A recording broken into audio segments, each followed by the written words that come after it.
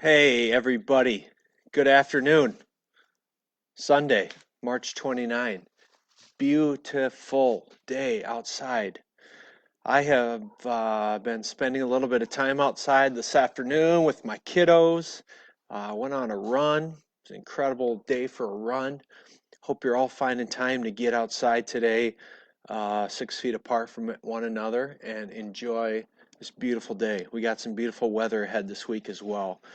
I want to give you a few updates as we head into the week ahead on what I expect or anticipate seeing this week. First off, I want to say a huge, huge thank you to everybody who has sent me nice notes, letters, emails, comments, donuts, food. People have brought me some food to our house. I cannot thank you enough for that. The people of this city have really been incredible.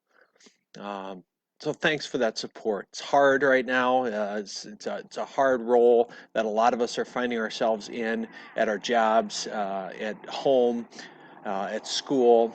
And so the words of support that you have said to me have meant a whole lot. So thank you for that. I also want to wish a happy birthday to your city public health director, Jill Franken. You have seen her on TV a lot. It's her birthday. She doesn't know I'm calling her out right now like this, but she has been an absolute rock in our response as a city on this. So send her a comment in the notes here and tell her happy birthday. She's an incredible lady and incredible leader for your city. Uh, Tomorrow is an important meeting that I'm having at 9 o'clock with 3 or 4 bank presidents, and we're going to go over, along with the chamber, we're going to go over the Paycheck Protection Program. That's really one of the cornerstone pieces of the CARES Act legislation, the stimulus package that was passed. Um, and there's a lot of misinformation out there about that. And so we want to understand that. I want to understand that, hear from these banks so that I can speak to that well, understand what that means for businesses, what that means for you guys in your checks, and ensuring that a paycheck will be there for you and understand when those stimulus dollars will trickle down to you. Now, I also want to make sure you know that those checks haven't been sent out yet. Do not let people call your cell phone and say they need your information to wire the money to your account. The IRS can use direct deposit, blah, blah, blah.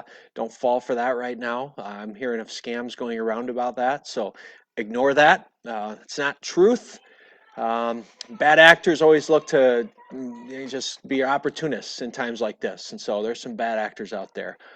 Its legislature has veto day tomorrow. This is really important. The South Dakota legislature is going to actually be taking up some legislation tomorrow as a result of what's happening with COVID. It's somewhat unprecedented. I mean, they've done it before. Very rarely that you do this on veto day, but they have work that they need to do tomorrow.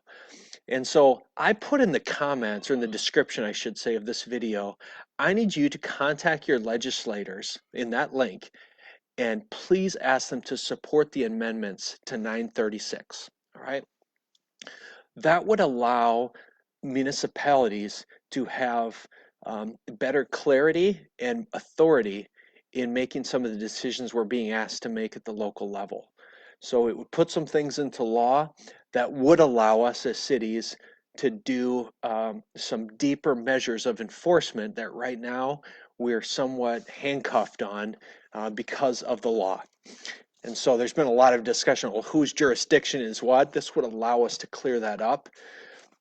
And so all you people say, Mayor, shut this down, shut that down. Why is this closed? Why are you closing everything down? It's like, we cannot do that. This would help if we ever had to do that. So I'm not going to tell you any more than that. Just contact your legislature, go to that list, find if you don't know where you live, what district you're in, just Google district map South Dakota and see what district you're in and contact your legislators. They need to hear from you on this. So please, that's your homework tonight. If you got kiddos at home, join me tomorrow online, 3:30. I'm going to have a kid chat on Facebook. There's a few new things that I need to talk to your kids about. And so please have them join me for that.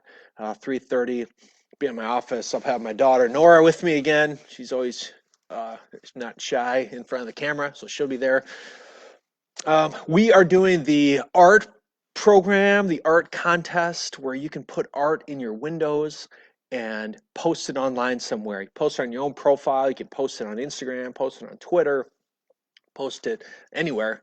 Just hashtag SF stay at home art. If you do that, we can search the hashtag then and we can find it. So if you do post it on your own page, just make sure that post is set to public.